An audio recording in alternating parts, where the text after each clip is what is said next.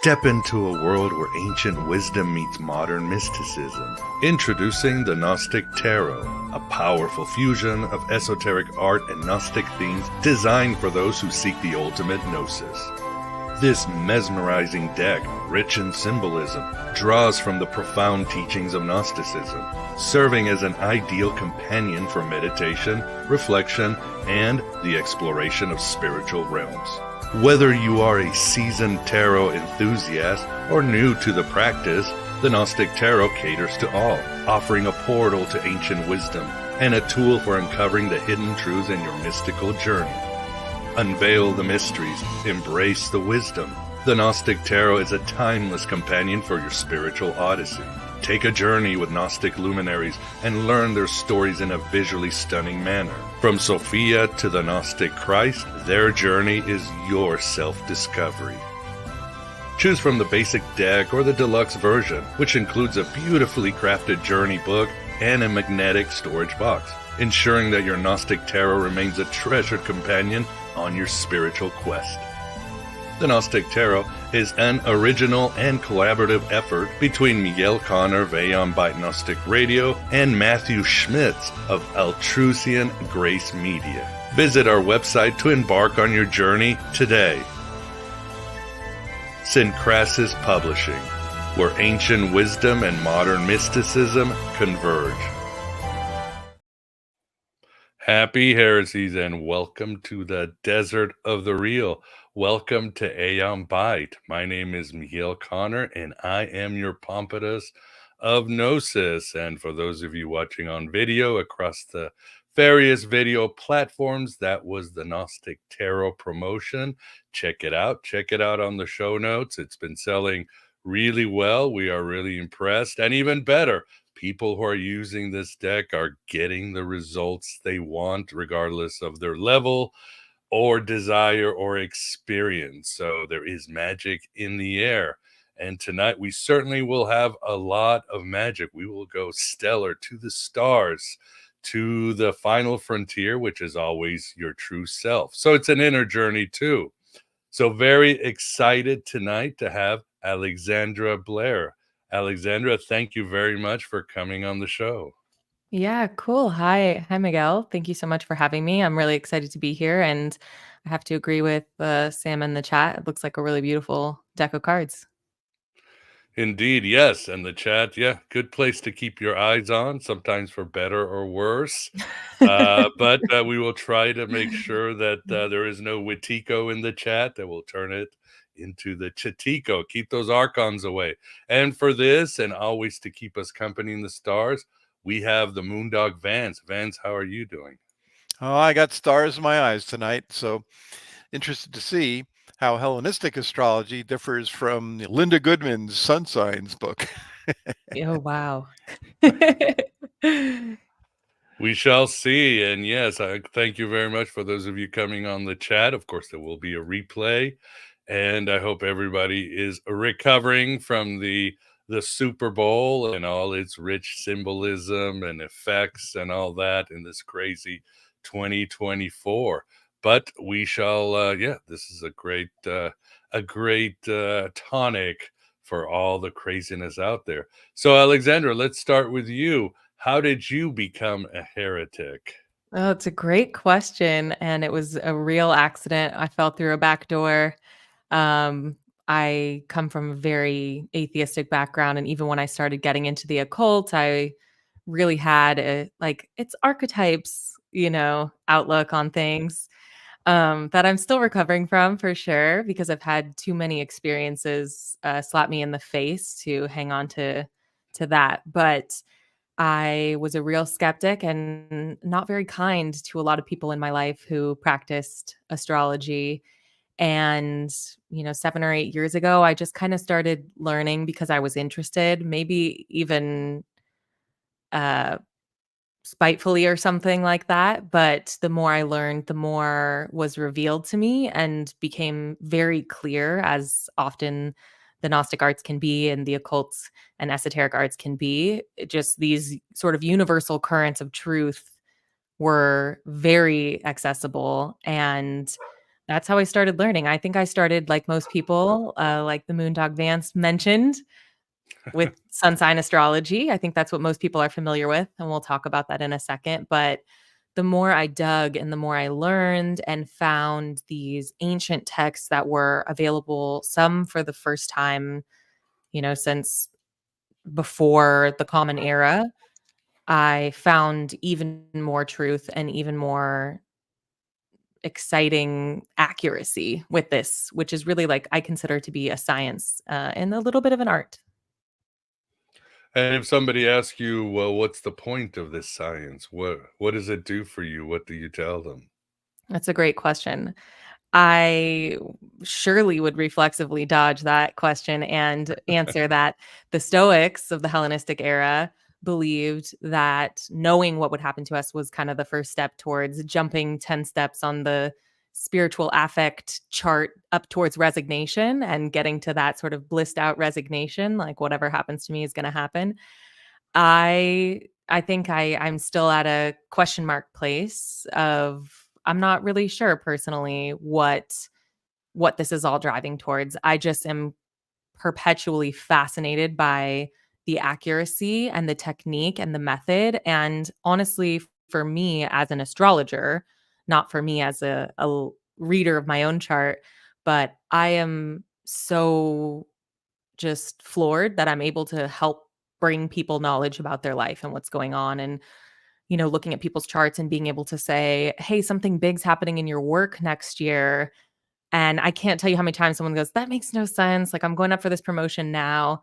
Like, "I don't know. I'm seeing April. There's something big happening in April." Oh, all of a sudden I hear back, "Oh, the thing was postponed and now the board's meeting in March, so I'm gonna hear in Mm. April." It's just incredible that I'm able to give that to people, and so that's really cool. And my ability to do that just mystifies me all the time as well. So that's kinda my take and my interest in this. Good answer. Yeah, I think it makes sense because when I started younger reading astrological charts, or you go into some other things like tarot, or these days the I Ching is my thing. It's like certainty is what we want, right? We want to know the future. We want to know if he or she loves us. But then as you start going through, you go deeper, you realize, no, it's kind of embracing the uncertainty and just seeing what's going on inside of me. Do you feel that way too? It's like you Absolutely. just said, our egos are just along for the ride.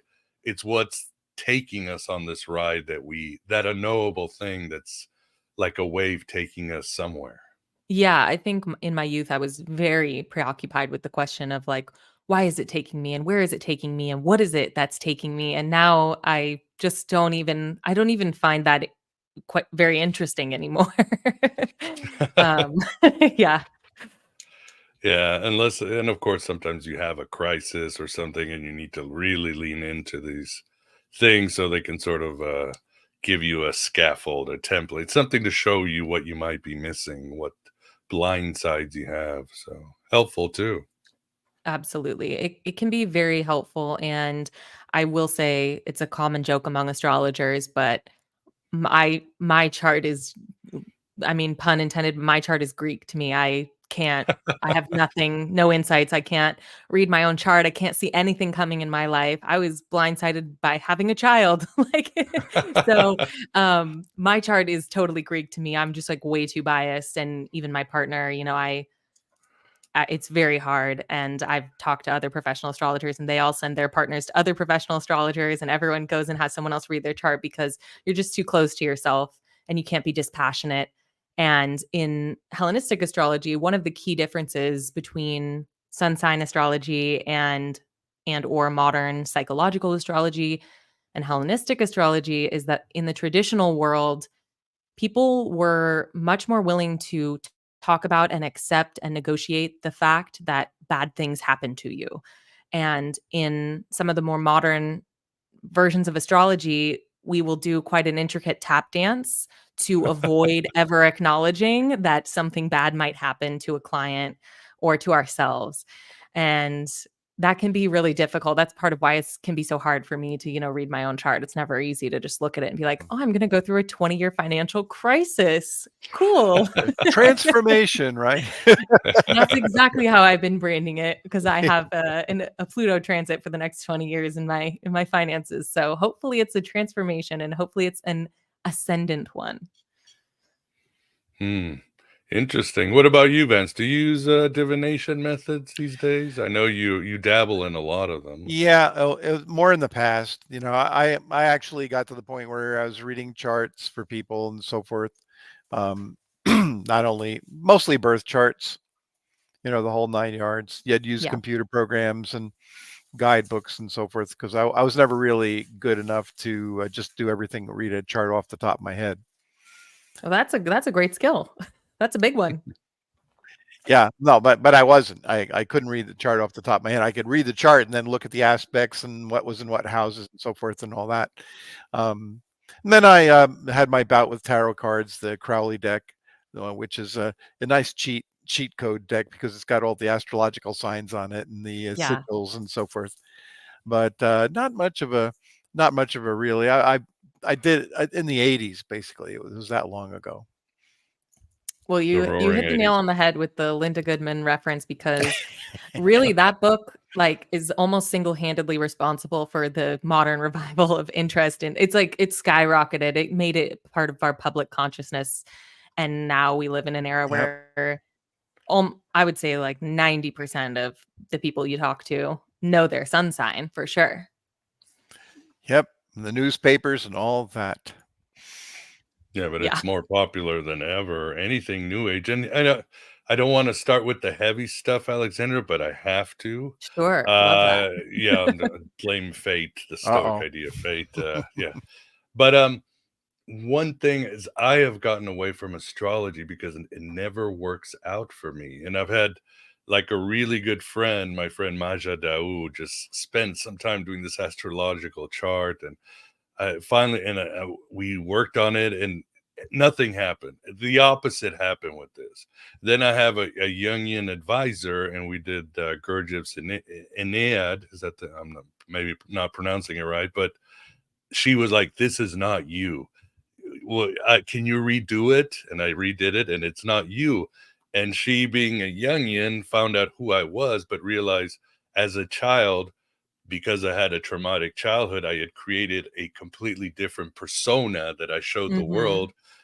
And when I told Maja, well, what about the astrological chart? And she said, wow, because she is putting out a book actually this spring that says that, yes, our shadow and parts of ourselves can actually fool these divinatory tools like astrology, tarot, Gurdjieff's Enneagram, and stuff like that. So that it kind of changes the game big time. It's not because, again, shadow work has become important, and fragmented selves is important, and egregores are important. And of course, well, what's the solution? And this is where it plays really well into the future we're going. The solution is obviously, it hasn't changed, right? The Oracle of Delphi, know thyself, know what your body's telling you, what you're into. Number two, women's intuition. A woman's intuition can navigate, like what happened with me, because my advisors were both female, can navigate. And sometimes my wife does the tarot, and she's like, F this. I know this is what's going to happen. And 99% of the time she's right, because she follows her gut. So I'm very happy that New Age is getting popular, because I feel this is something that is bringing out the power of the female in this era. And without that power, as we can see, civilization is totally screwed. But anyway, I hope I didn't throw too much on you, but no. I mean, I definitely, before I do any kind of astrology work, I light my Apollo candle. I make a little offering. I do some little turnips. I tap into my intuition. And it's interesting because, we think of this, we think we have such a different paradigm with which we couch that word divination. And like back in the day, everything was divination. They didn't even really have, in the Hellenistic era, a concept of randomness in the same way that we do. If they needed to make a legal decision or something, they would cast lots and say, well, that's God's way, the God's ways, because they just had no concept of randomness. So I'm just on a journey of transformation, as Vance said, with the divinatory arts, especially coming from, a real hardcore skeptic, like kind of an asshole, if I can say that on this show, background. I've come a long way, but I think what you're talking about is a really good starting point to just talk about the difference between traditional astrology. I practice Hellenistic, which is one type of traditional astrology, and the more modern type of astrology, because in the late 19th and early 20th centuries, there was this real effort, particularly by one individual, but there was just a kind of a cultural effort to make astrology easier to understand and to make it a system, kind of like we mentioned tarot. Tarot was sort of a closed system and it had its own internal logic. And that is what kind of happened with astrology. Now, part of that is because a lot of these texts were just lost to time. Like we didn't have access to a lot of what was going on in the Hellenistic era until those texts were translated in the 80s and 90s, right? So what could we have done? But it really happened, this effort to make astrology easier to understand happened at a time where it really tied in with Jungian and Freudian interests. And it became a lot more about the inner landscape and about psychology and about the individual. Now, in a Hellenistic chart, the individual is in one or two areas of the chart, and the rest of what's in that chart is what's happening in your spouse's life, what's happening in your family's life, what's happening in your career. And it has a lot more to do, I find, with things that are happening to you and things that are happening to you, over time, in the future, in the past, rather than revealing the psychological landscape. Did they have houses then? Is that what the Yes. houses were used for? Oh, I see. Yeah. So just like you said, Vance, like each house was associated with a topic, and we can get into that in a minute. I have some visuals we can look at. Sure. So it's just more holistic. It's showing you the flow of the universe. Like you said, the ancients, as above, so below. Everything was Yeah. corresponding. It wasn't so much that the gods were affecting you, as that you were connected to the gods and you had to be aligned. Everything had to be aligned to work. Yeah, I think it reveals signatures or like patterns that unfold. And for some people, those patterns can unfold multiple times over and over. Like if you've ever met someone like that who's just stuck in the same pattern and you watch it and you watch it and you watch it. I'm thinking of people I know right now. But I'm then, thinking of me. Yeah, there's also charts where you can see maybe one concrete big event, and the chart is telling you about that one event and maybe telling you less about other things. And so it's important to say that any, quality astrological consult really should be a dialogue. Coming from a skeptic's background, I think when I first started getting readings, I expected someone to lift up the veil and just tell me stuff that, put stars in my eyes. But I think that the best readings I've ever done are readings where the client really opened up to me and told me things, and I could really pull things out. And then we can really see how, wow, this planet has such a chokehold on your life. So let's look at what's going on with that planet for the next 10 years so that we can tell you what's going on. And you said a skeptic, and at some point you were like, "Oh, archetypes." You sometimes the Jungian way is kind of a cheap way, a middle ground where you don't have to Yes. take a stance. But you say now are you devoted to Apollo, and you see him as more of Um, an archetype than an archetype? yeah, I think I was in a chaos magic archetypes. Let's No. just do what works. I'll just give myself the magic of, plausible deniability. And then I had an experience with Odin, and Mm. that was I just bit off a lot more than I could chew. and was, my eyes were opened. And now I work with a few, deities and systems. Apollo, I just think I really connect with, and this is, a divinatory art, so it really is his domain. And I have a lot of Leo in my charts. We got the sunshine in there, so it kind of all just ties together, and I just go where I'm called. And I try to be a little more humble now in my older age. Good move. Yeah, yeah. You should always go where you're called. Like I've told people, Artemis called me last summer, and that's the last deity I would ever care Yeah, about. Then again, I ended up writing a bio on Elvis, which was my least favorite rock star in all I of. saw that, and So I saw yeah, you talking about that a couple episodes yeah, ago or something, and that's pretty amazing. It got me yeah, thinking for sure. yeah. Go with it because yeah, the it's either pain or madness or worse, an average life if you don't follow these gods or Woof. call. Yeah, that's terrifying to me, but, there was a lot of pain with denying. There's so much, crushing of the soul that comes with denying things for any reason, and that's why I say the humility definitely was a learned virtue for me, because I was just like, why would I follow this? And now it's more so, why wouldn't I? It's very clear and it's clearly in front of me. So here I go. I don't need to know why. Yeah, it's great when you wake up one day and you say, "You know what? My life is not about me." It's the best feeling in the world. It's what service or purpose do you have for higher forces? And your ego will, of course, kick and scream and make excuses, but too Yeah. bad. That's a fun part. That fight is always just a little fun. Exactly, exactly. So awesome. Where do you want to go next? Do you want to talk about what exactly is Hellenistic astrology? Have we covered that, or you want to show some visuals? Yeah, I will do both of those things. How about that? All right. So I kind of wanted to just show a little series of diagrams that I use to describe the difference in these two systems. So you can go ahead and share what I have up there, All right. which is You basically when you are talking about sun sign astrology, or your sun sign. If you're talking to a friend and you say this phrase, let's say I'm a Capricorn, this is the information that you are relaying. This probably isn't going to make a ton of sense now, but as we go through these visuals, you'll understand. But basically, what you're saying is that your sun, one feature of your birth chart, is in the sign of Capricorn.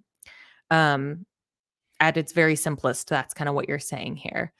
Now, basically, from 300 BCE ish, pretty far back. Um, so that's what, like 2,300 years ish. mhm. Anytime someone said their sign, they were not talking about their sun sign. That is really recent in terms of astrology. That's maybe like less than 100 years old that we all talk about sun signs and sun sign astrology, literally since the advent of Linda Goodman's sun sign astrology book, popularized sun sign astrology.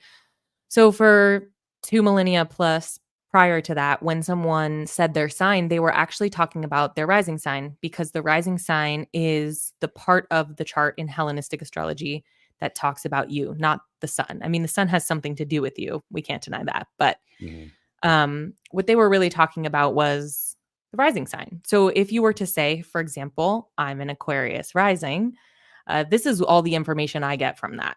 So if you said I'm a Capricorn and you're talking about your Capricorn sun, I get that one little dot of information in Capricorn. But if you tell me I'm an Aquarius rising, I suddenly know, as Vance mentioned, which sign is associated with each house. Because in the Hellenistic method, we use whole sign houses, which is kind of just jargon to say if Aquarius is in the first, then Pisces is in the second, Aries is in the third, Taurus in the fourth, and so on and so forth, all the way around the wheel and around the zodiac. So that's pretty much a lot more information and a lot more helpful to hear from someone. Now, I think that we've seen a real popularity in this concept of the big three because of Chani Nicholas's excellent book. You Were Born for This. Check that out if you're kind of interested in what I'm talking about. She uses whole sign houses as well.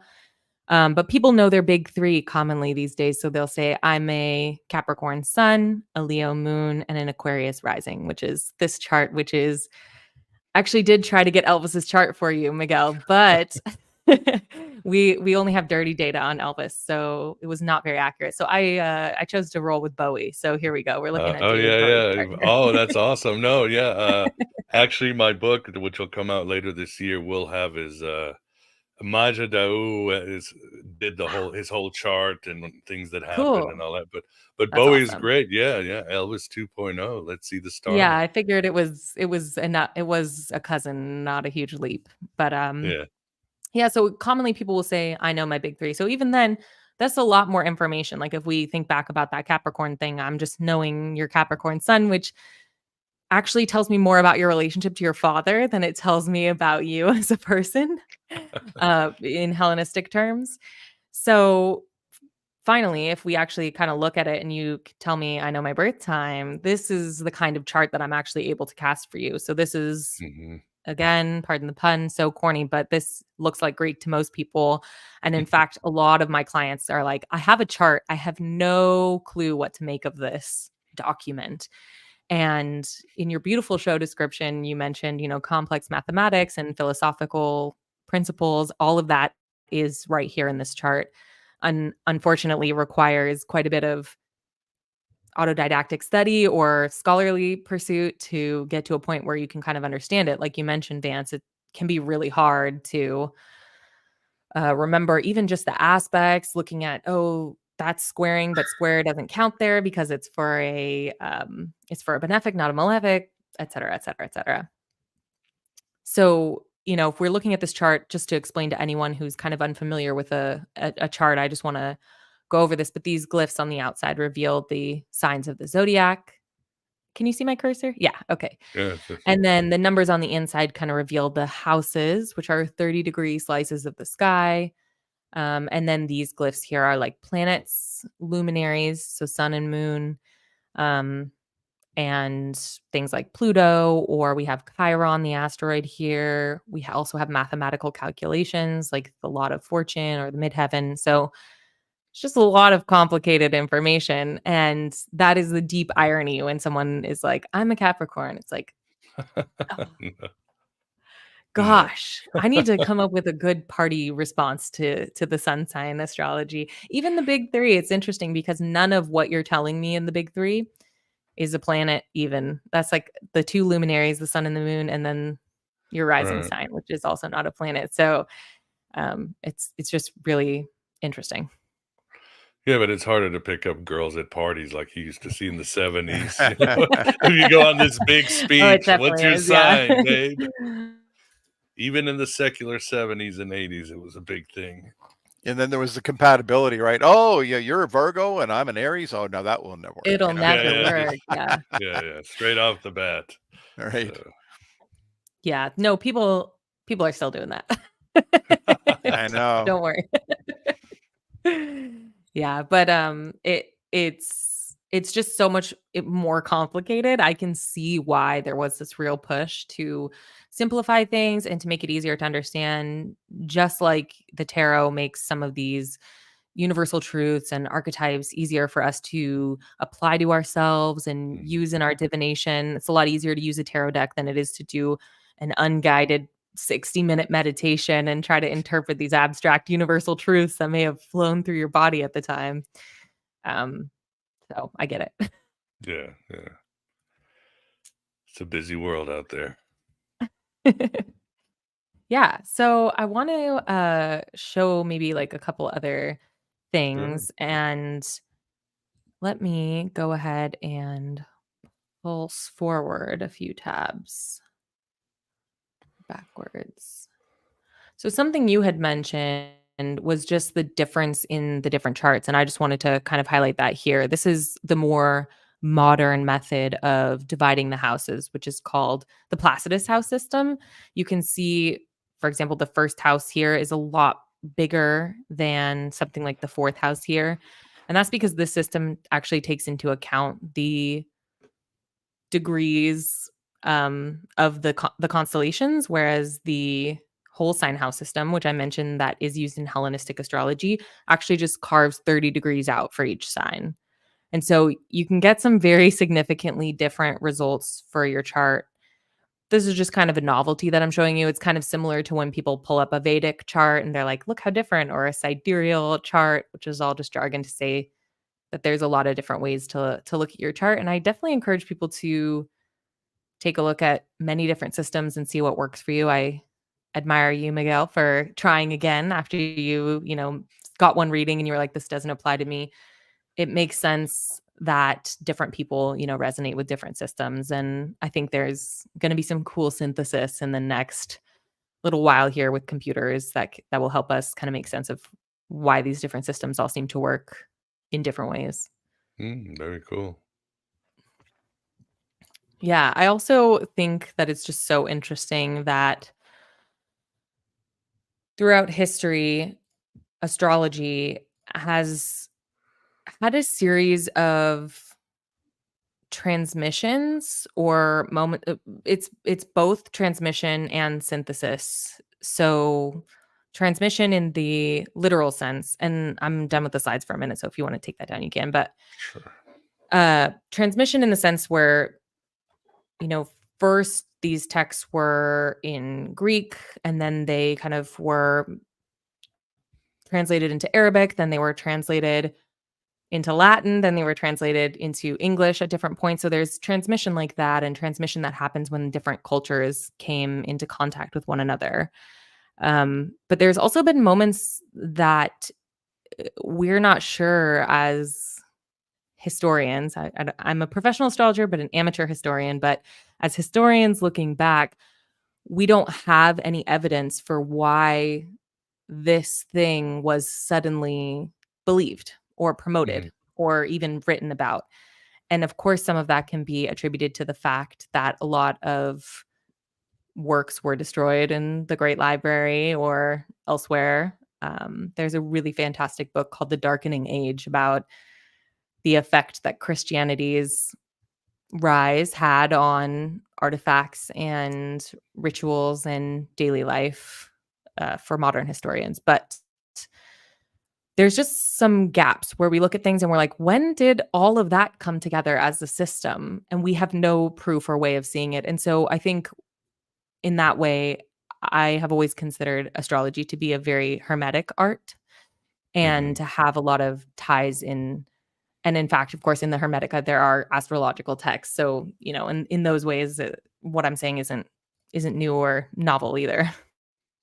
Yeah, very true. Obviously, the Hermeticists and the Gnostics were obsessed with the stars, and obviously, the Gnostics had their own take as seeing the stars as ultimately bad, but you still had to know them because you had to know your enemy or frenemies, whatever you want to call them.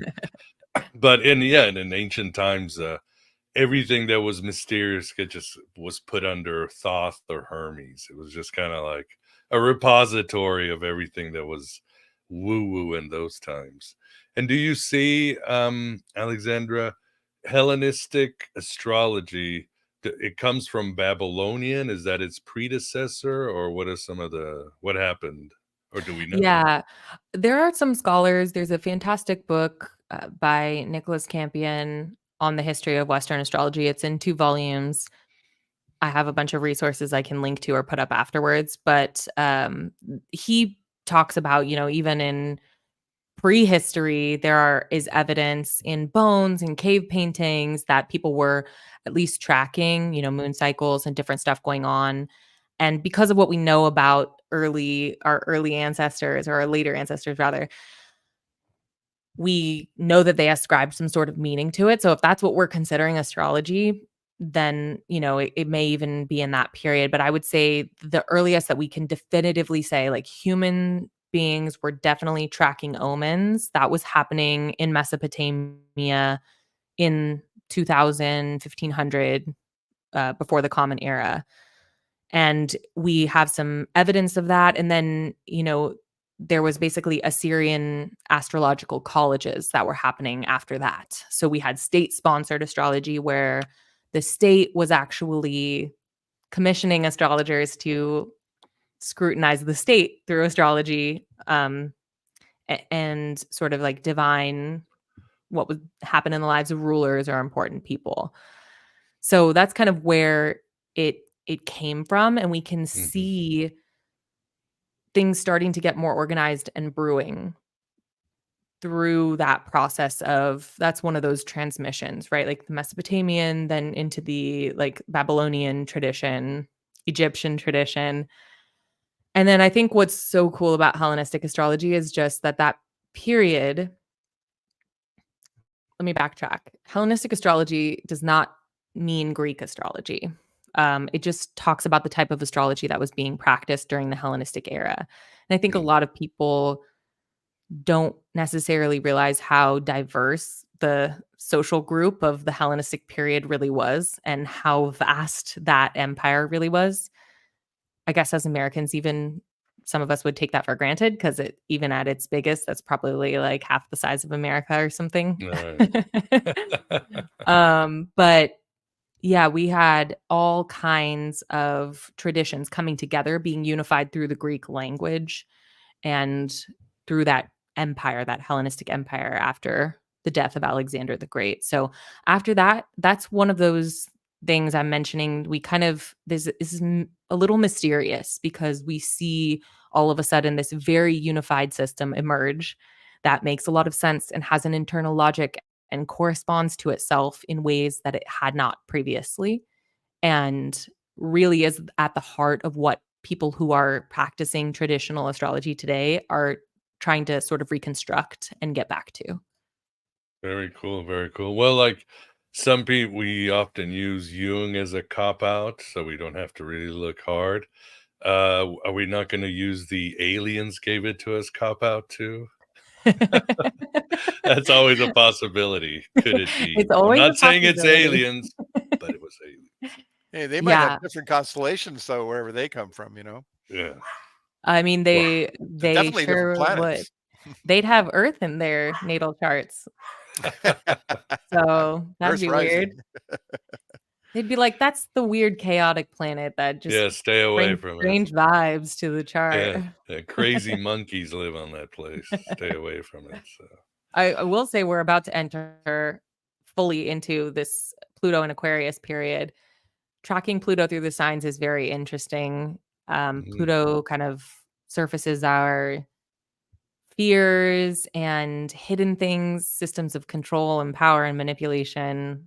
So, like in 2008, when it went into Capricorn, which is a hardworking, industrious sign, we saw all of those things that happened in 2008. We saw financial crises. We saw criticizing, the power systems, the housing market. Right. And so now we have it moving into Aquarius. I really think there's going to be some disclosure. I'm just trying to manifest it by putting it out there. But I think even more than has been happening, Pluto's been dipping in and out a little bit as it retrogrades, and we've been seeing a little bit coming out. And so I think it could be pretty interesting for us. Indeed. But in the ancient times, the Greco-Roman world, they wouldn't have had Pluto, would they? So they weren't, aware of Pluto, but it certainly existed at that time. Right. So you bring up a great point. Like in Hellenistic astrology at that time, and also now, people who are working in that tradition really prioritize the planets that we can see with our eyes as human beings standing here on Earth. It makes a big difference. So, in terms of the rulership scheme, this is getting a little into the jargon, but in modern astrology, we've said that Scorpio is ruled by Pluto. And it's like, that's, first of all, Pluto is not a planet anymore. Here we For go. whatever. No, here we Oh no, I didn't think of that, when they demoted him. Yeah, for whatever that means, like, to us as we talk about universal truths and whatever the nomenclature means, it's also just not a planet that we can see. It's a planet that takes 20 years-ish to go through some of the signs. It's just not applicable to our lives in the same way. It's a generational entity that defines large generational shifts in mundane astrology in our culture and in our societies and in our politics, maybe, but not in the daily life of individuals. Yeah, Chiron's not a planet either, so Yeah, there you Chiron can is an have Pluto. asteroid. Yeah, if you can have an asteroid, you can have Pluto. He's a Yeah.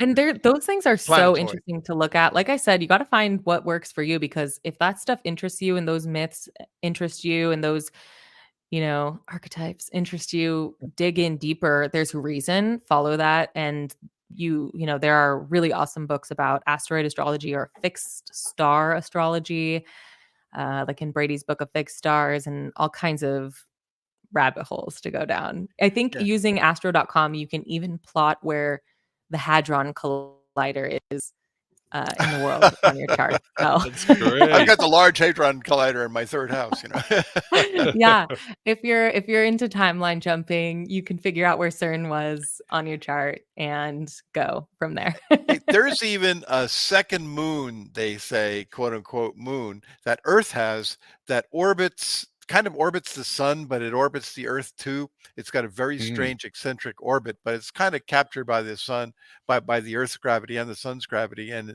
it won't be around forever, but for the next couple hundred years, it'll be around. I wonder if people have integrated that into their systems. Wow, I'm gonna take a note for that and look that up later because that's pretty interesting. I haven't heard of that, but I'm sure, I think there's 30 to 60,000 things you can plot on your chart in astro.com. So that has to be on there as well. But we have things like asteroids like Juno and Lilith and different rabbit holes people can go down. But Planet Nibiru and all these. Yeah. yeah, And There's a and whole those not to bunch might be of mention helpful. man-made satellites, you could pick some of those. good. But going Yeah. back to I was jesting about the aliens, but I don't know if you've read Gordon White's great book, Starship, sorry. But he talks about Göbekli Tepe, and he talks about that how astrology or the stars were important. And the interesting about that city is that everybody thought, the seculars thought, that first you start with shelter, then you build a barn, then you build a farmhouse, then you build governments, then you build universe. You know how it is, civilization should go that way. And then when you have all this time, you build temples and observatories for the high class educated people. But Gobekli Tepe started the opposite. You start looking at the stars and civilization flows out of it. So it's interesting how the stars weren't there. I mean, they were everything to the ancients. Yeah, If that city is right, and the Babylonians and everything, it was without them, we might not be able to think or be educated or anything. I mean, it really was the true destiny evolutionary tool for humanity. completely. I think Carl in the chat actually made a great point about, these some incorrect observations which were solved later in history, especially during the Renaissance and the Enlightenment. Um, those solutions kind of empowered people to just say, well, this art or this science or this astrology, which used to be astronomy, um, Mhm. is incompatible with our new paradigm. And that happened definitely in the Renaissance because of Christianity, although we have great Christian astrologers and they kept the tradition alive and not dead. Mhm. And for that, we have to be grateful. But uh, we really see people, especially in the Enlightenment, being like, this was just like a fool's work. This was funny. You talk about women's intuition. I think without getting political about it, but I think astrology really is a thing that people just kind of say like, oh, that's silly girl stuff. Like that's in Cosmo magazine or whatever it is. And Or here goes astrology Twitter. That's always people like to say, but yeah, astrology Twitter. It's so interesting. But people really threw out this knowledge, which, as you say, it was everything to our ancestors and to the ancients. And so I think people do this with like food and nutrition and living simply as well. And they go, we want to live like our ancestors. And then the other side goes, yeah, but our ancestors had a life expectancy of 30 years. It's like, well, there's something in the middle because there was something very true about eating, not processed foods and yeah. eating what was in season, et cetera. We can take those truths and also not put sand in our bread for our teeth. So there's got to be like a middle ground that we can find without saying there's no knowledge to be had in the stars. There just is. It is, yeah, and I think, yeah, women's intuition has been squashed for thousands of years, and I'm happy that astrology, these languages that women can express themselves and understand the universe are better because, yeah, I think linear time and the way that our society works is it really doesn't work for women. And I'm not, this is not denigrating because the women's power is the ability, is this magic that is very real. It includes the pharmakia and everything else. And with tarot and astrology and all these things becoming popular, that's really going to empower women. And again, that's going to help us lead us out of this incoming collapse of civilization if we don't watch out. So, like it was in ancient times. So, Yes, I certainly hope so, but I will say that the astrological climate does get a little dicey over the next few years, but hopefully on the other it's side of that, hopefully we can call that transformation. Am I right, Vance? There you go. We're gonna all transform. yeah, I listened to Austin's yearly thing and I'm like, oh my God. Yeah, okay, well, he's usually right. But Yeah, I so, know. Those can yeah, okay, be let's just accept World War III and get it over with. What are you going to do? yeah, Yeah, there's a astrologers are freaking transformation out for about you. that one. The mushroom transformation, not the tasty kind. Yeah, it's oh well, what are you gonna do? Today's a good day, as they say. And in astrology, I think there's a quote too. I was reading your checking out your website, and there's something called Sinistry. Could you explain to the audience what that is? Yeah, Or maybe some other absolutely. things? So Sinistry is compatibility from one chart to another, basically. So Sinistry would be what we talked about a little bit earlier, saying, "Oh no, you're a Virgo and I'm a Pisces. Like, are we compatible?" I actually picked two signs that probably could be compatible. But you know what? Here's the thing about Sinistry: any old sign can be compatible with any old sign. Like, I don't think someone's astrological chart is necessarily a reason not to be with them. However, I definitely have had friends give me some birth data that I was like, miss that one, skip that one, find a new one. But yeah, no, Sinistry is really talking about the compatibility of two different things. And it doesn't have to be romantic individuals. It can be, you and something else. In Hellenistic astrology, we cast charts for any and everything. So that time you submit your book proposal, that moment can tell us a little bit of something about how and why that book proposal was interpreted the way it was and whether it was accepted or not. So that's a part of a branch of astrology called electional astrology. And so people often Mm. look for auspicious times to do different undertakings, have a marriage. That's a really common one, or, a In time in their life India, to have kids, etc. yeah, in India, yeah, they'll wait for the right astrological time for a wedding, or they will not have the wedding. They don't just say, "We'll have it in June because the weather's nice." It's like the stars have to be Absolutely. aligned. Yeah. I can neither confirm nor deny that that is my current situation. Like, yes, we share a child. No, I will not be marrying you until 2025.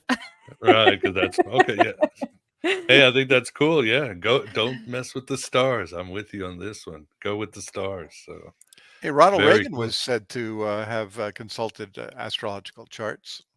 Yes, absolutely. And I think there's a quote, maybe it was like Warren Buffett or one of these guys who says, millionaires don't need astrologers, but Yeah, billionaires yeah. do. And I mean, I can't help but agree. I just feel like I try to keep my culture diet to a pretty healthy place just for my sanity. But every time I see something, gosh, I can't tell you how many times I'm just like immediately casting a chart or immediately looking at this or that, the Yeah. Titan submersible. I'm like looking up when did it launch? I'm like, this, Mm. I love football. And so it's like a player gets hurt and I'm going to their birth chart if we have the data for it online. And I'm like, well, no wonder you're having eclipses in the sixth house. Like I could have told you that. And I just have so many emails in my draft box of me reaching out to like prominent people being like, I could have told you this was gonna happen, like, please call me. But I never send them because of that, humility thing. I'm like, "Who am I? I'm just some dorky old astrologer in my little office doing my stuff. But Well, there's a good question, because if you say, hey, you're going to have an accident on this particular day if you don't watch it, can they avoid the accident then, given advanced information from astrology? yeah, so I think there's different opinions about that, right? So I think it really depends on, I guess it doesn't depend on our opinion, but we can have different opinions on the degree of predeterminism that happens. And even in the Hellenistic era, they were talking about this, the sort of range of partial to total determinism that you have to believe in to, you know, accept astrology as true. Because if you accept astrology as true, you're at least a partial determinist in that way. Although people really debated whether the planets were giving us signs or the planets themselves were causing what was happening. I think that most people in the modern paradigm would never, I just can't really see a huge enthusiasm or following for the idea that the planets are causing stuff in our lives just because of where our paradigm is. Like, I don't That's a see that. Gnostic stance right there, the archons, but yeah. But most would see a Yeah. correspondence, a reflection. Yeah, and that's actually, like I mentioned, what kept astrology alive during the Christian era was people could say, "Oh, the stars are a gift from God. It's a way Yeah. that God shows us what's going to happen to us to help us if we're pure or Yeah. something." Insert keyword here for Christianity. um yeah, Yeah, but very true. I think it really depends. And to your point, Vance, I have seen in people's charts, as I mentioned earlier, there are really some people who have patterns that just repeat, repeat, repeat, and are lifelong plagues. So we look at Bowie's chart, for example, he has the ruler of the fifth and the 12th. He has all these planets in the 12th, and the 12th is what we call like a hidden house. And it's kind of like a not great house. It's called the house of bad spirit. And there's so much there that has to do with the end of his life and the way that he had, suffered from liver cancer for about 18 months in total silence. And nobody even knew that that was happening to him until it happened, but also creating some of his most, legacy defining work during that time. So, is that a pattern that was happening throughout his whole life? Obviously, I don't know him and he's not a client of mine, so I couldn't say for sure.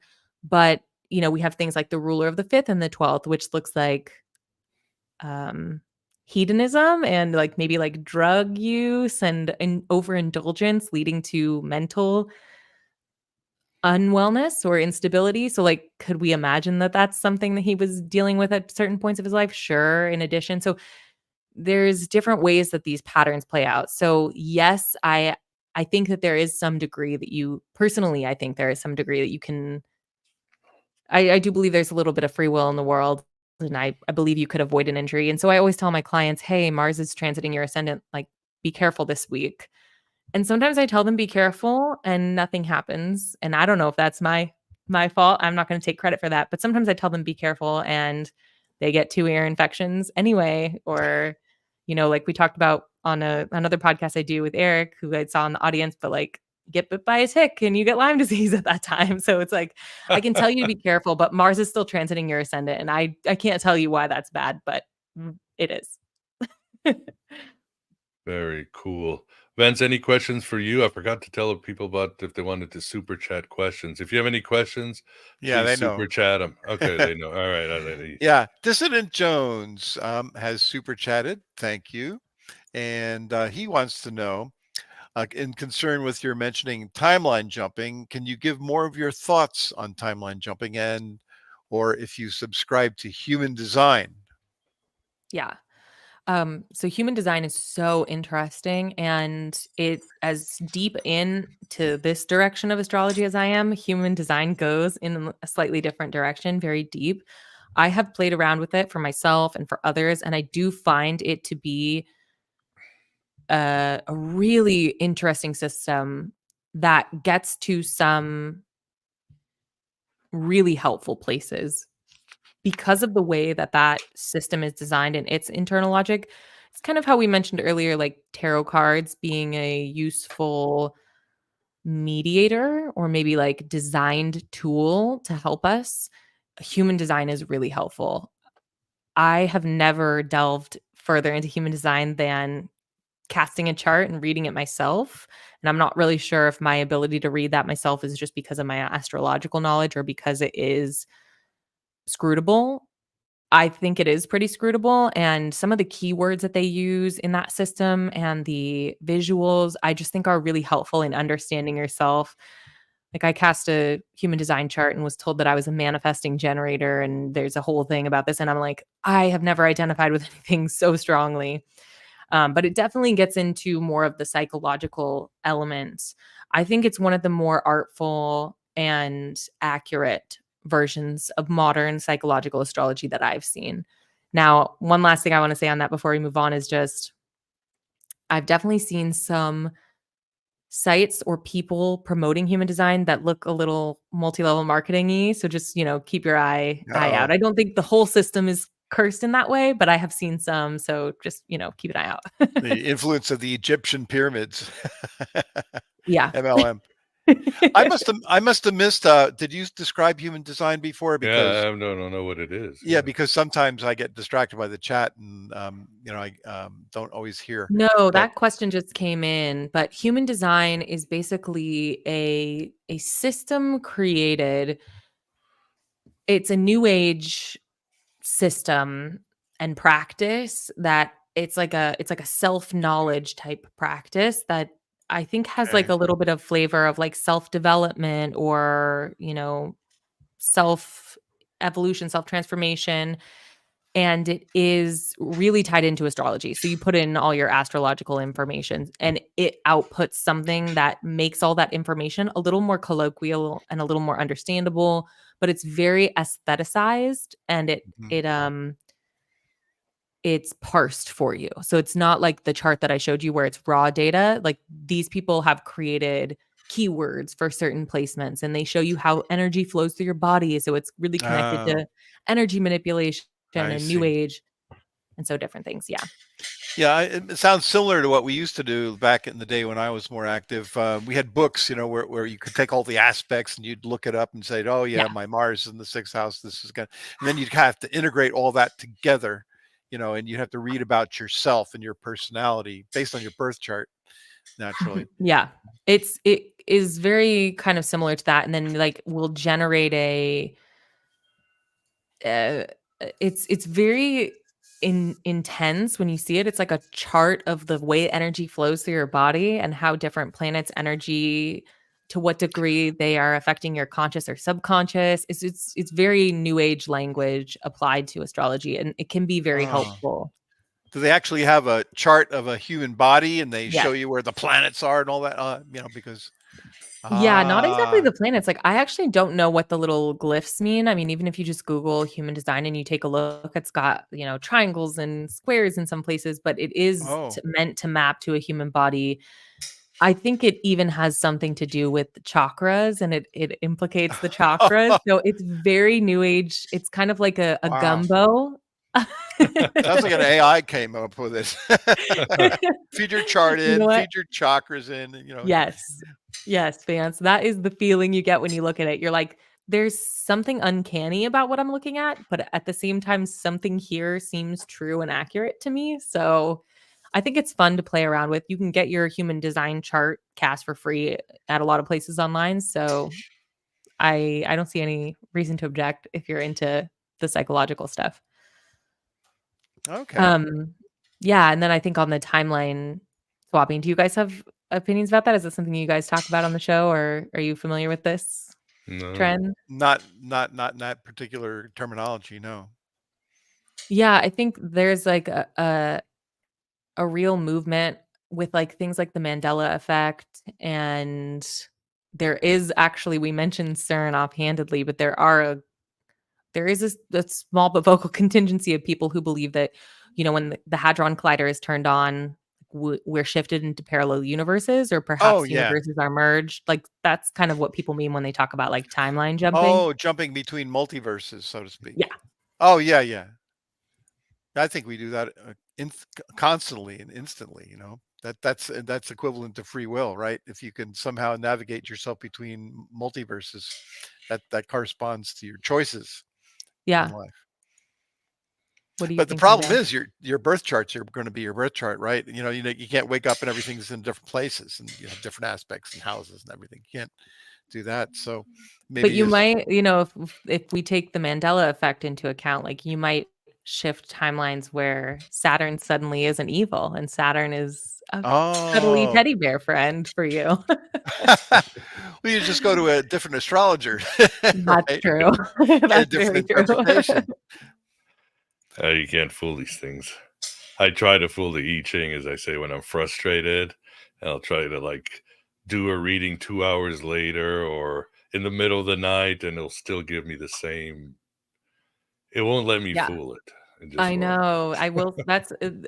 Astrology has certainly complicated my ability to like manifest because it's like I can sit there and pretend I believe all I want, but I no longer can really believe if Yeah, I yeah. see certain things. I'm like, well, just have It's to harder to accept. go into denial, which is such a great place for humans to go to. Yeah. Some people even think that before you're born, your astral self or whatever you imagine is floating around out there about to inject itself into the human being. It waits around until it gets the chart at once.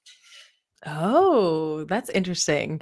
Yeah. I am definitely familiar with a version of that which was espoused by some number of people. We don't really know how popular certain things were during the Hellenistic era, but there was a belief that we live in a contained system of fate and that there are entities, beings, or deities that exist outside that system of fate, and that's how the sort of like soul was cast like a lot down to earth into a body. And at that time it kind of like picked up the qualities of the planets on its way down, and that is a version of that belief, I think. Interesting. Interesting. Very interesting. Yeah. I can't say whether I believe or have. I've definitely had Mandela effect experiences where I was like shook to my core. No. And then I look them up online and I find other people and then I feel validated, and I've never felt a stronger urge to question my sense of reality than I do in those moments where I see a bunch of other people also remembered that being that way. Most Hmm. recently, it's just so frivolous, but I remember that a gallon was 96 ounces of water and it's 128 ounces of water. And I was just obsessed and livid and Googling until I found the other people who also remembered the gallon had less ounces. Yeah, I know it's very validating, but then I'm also like, have I been on the internet too long today? Should I sign off? Well, all of us, if we're into the occult, we know time Yeah, isn't linear, but we yeah, still are holding on to like, oh, how dare the past change? It's like, we subscribe to this. This is part of our belief system that, time is not linear, or, as True Detective season 1, time is a flat circle. No, it's not. It's pretty messy, and the future is affecting the past and all these other versions of ourselves. Of course, the needle of our consciousness, as it gets, travels the groove of the record of our lives, maybe it skips sometimes a couple of grooves. yeah. Ooh, I like that visual. Yeah, I think that's one of those things that's kind of above my pay grade, where it's like it's very fun to think about, and I'm one of those people who can hold 10 conflicting ideas as true all at one time in my brain, like a little sieve. Yeah. Intermittent. But Yes. I have no authority or like I couldn't offer you, a concrete opinion, and that's definitely not a hill I would die on, but it's so interesting to think about. And on Tuesday I might believe that because of the ounces thing, and then on Thursday I might be like, "Nah, I don't anymore." And you said you like football. Who's your favorite football team?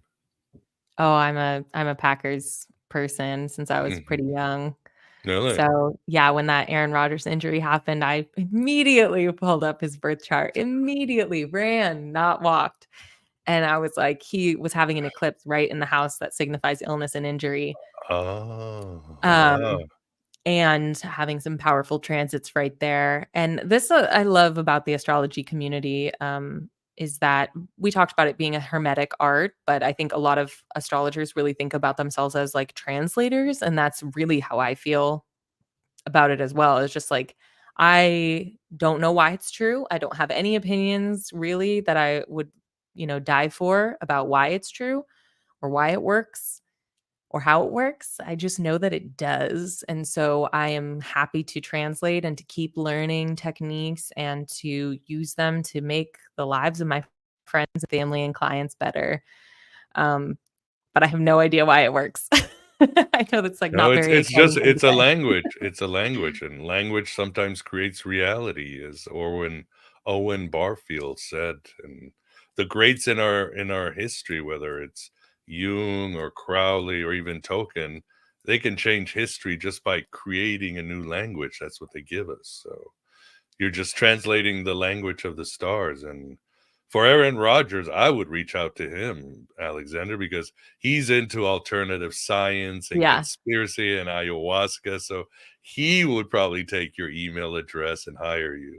I mean, I know. I'm also essentially, totally confounded because I saw, he got like a tattoo with like 3 zodiac signs. And I was looking at his chart and he has 2 of them are prominent signs in his chart and one of them is not. And I'm like, Aaron, tell us why you put that 3rd sign on there, please. Please let us time is, know, because why is that on there? yeah, But well, maybe, hopefully maybe we'll he went find to a out. Vedic astrologer or, got like a totally different system and it was so funny. Yeah. Got lost in the woods and met some shaman and did it. Who Yeah. knows with him? Yeah. So I love that. awesome. Well, we are getting to the end. If somebody wants to work with you, where can they find out more about you? I have the link in the show notes, but in audio. And what can they expect when they work with you? What's the Sure. process? So I am at the number 9livesastrology.com. And that is my handle on Instagram as well, at 9livesastrology. My email is 9livesastrology@gmail.com. So if you want to send me an email, what you can expect is I'm a champion of the dying art of telephone switchboard operating. So if you're like, hey, you mentioned this thing, do you have resources about that? Or I'd love to learn more about Mesopotamian astrology, or I'm interested in, you know, the destruction the Christian rebels wrought upon the treasures of antiquity. I could provide you with some awesome books, links, podcasts if you're interested in learning more about Hellenistic astrology. I am a professional astrologer, but I am certainly not the most prominent voice or scholarly voice on this area, and I could point you in the direction of those people. And so feel free to hit me up on my email if you have any kind of questions or want referrals or resources or anything like that. Even if you have questions about your own chart, I commonly get questions like, hey, could you just cast a chart for me? Yeah, of course. Or if you're wondering, quick and easy question, I'm always happy to do that for people. If you are wanting to dig in more into your chart or learn about specifically kind of what's going to happen to you in the next X number of months or years, that is something that I love to do for people. And that's my favorite part of this art, is just helping to give people a little bit of information about what's coming down the pipeline for them. So that's the type of booking that I sort of am booked for most prominently. I also have a feature on my chart that's just Ask an Astrologer. So if you're like, hey, I just want to spend 20 minutes with you grilling you about something, or telling you why you're wrong about something, you can actually go ahead and book that too. I'll take that. And then finally, I am over at the Spirit World Center. Every month I do an astrology preview. I actually have a blog post on my website about how you can kind of personalize those readings. I think people sometimes are like, how does this apply to me? I have a whole guide on how that will work. So if you're interested in learning on a month-to-month basis and hearing an astrological preview of like what's coming up in the month from a Hellenistic perspective, Eric over at the Spirit World Center and I do that every month. And we actually do it specifically for people interested in the occult and for spiritual sciences and people who are spiritualists or spiritually inclined at all. So we pick out some auspicious spiritual dates and we talk about what dates are good to use for what kind of deities or what kind of practices. And so that can be a really useful resource for people too. that you can find on Apple Podcasts, called Spirit World Center Podcast. And I dropped it in the chat, and that's where I am most frequently. Awesome. Yeah. Shout out to Spirit World Center. I've been on there, and Eric connected us. So Yeah. cool cats. And anything from you, Vance? I think we saw thanks to Chester as always. And any last questions from you or anybody? Or No, I don't see any other questions in the chat, and they were pretty good tonight. And I was just pondering, I think Apollo must be mad. You know why? Because everybody else is like Jupiter, Saturn, and they've got their names, but we say the sun is here or the sun is there. Why not Apollo? I still think of it that way. Just a quick anecdote. I know we're wrapping up, but we had record heat this year in Texas, and I had been working with Apollo for a while, and I saw some of these like epithets for him that are like averter of evil and all this stuff. And I'm like, that's just not the experience I've had. And then when it's like 110 degrees and you are with every step wilting, and your will to exist outside your home is just wilting and shriveling with every step, I really felt like I understood those epithets and how the heat can really be purifying. Definitely. Yeah. Apollo certainly. All the gods have a shadow side. It's just what makes them cool. So the dark sun. Hey, what about the dark sun? How what about the black cold sun theory? You guys, we haven't gotten into any of this. Oh no. So much. Next time, I guess. Yeah, no, it's been a real pleasure. I really appreciate it. And, let me know if you ever want to do any kind of preview, or if you want an alternate opinion on your chart, Miguel. I'm happy to provide that for you. Fine. Yeah, I'll take you up on it. Because again, according to my chart, right now I should be teaching at a university, doing a lot of traveling and working with my hands. Got it. And nothing has happened. Obviously, I can't work with my hands because it's below freezing and everything's dead. So So I don't know. I'll reach out to you because I'm frustrated. And I do remember living in Texas. I remember the worst thing was you leave the house, you get into your car, you turn on the AC. By the time you get to the store, the AC starts working, but you're dripping in sweat. It's already 70 degrees Fahrenheit here. Yeah, and then you walk into, let's say, a store and it's 50 degrees. You almost have a heart attack. It's a strange experience. Hey, Miguel, you work with your hands. Your fingers are on your hands, and your fingers do a hell of a lot of work, don't they? Yeah, click clack counts as work with the hands. Yeah, I don't know. I was thinking like out there and, hammer, helping chisel, helping my wife shovel. With the garden, which I'll have. That stuff like that too. So, but oh well. 20th century stuff. All right. Well, awesome. Well, everybody in the audience, thanks for your support. Good comments, I see. Everybody's got it going. There's even some Alexandra Blair who talks a lot in the chat, but she seems to be contributing well. Just kidding. But Vance, thanks for keeping us company and keeping the chat honest. As always, a pleasure. And thanks, Alexandra. Thanks for brushing my knowledge up a little bit on astrology, which is so rusty that they ought to have a sign in the heavens for it. Maybe that's in your chart too, Vance. Awesome. Yes, Alexandra, thank you very much. And yeah, good luck with everything. And we look forward to having you on in the future if the stars will allow it. Thank you. Thanks so much. Cheers. All right, everybody. Good night. Yeah, we got a show on, let's see, we got a show on Solomonic magic coming up and King Solomon with Sarah Mastros, and then a show on communism, the esoteric side, the evil side. So stay tuned, and a lot more good content coming later. So everybody, good night, and have a good rest of your week. Take care.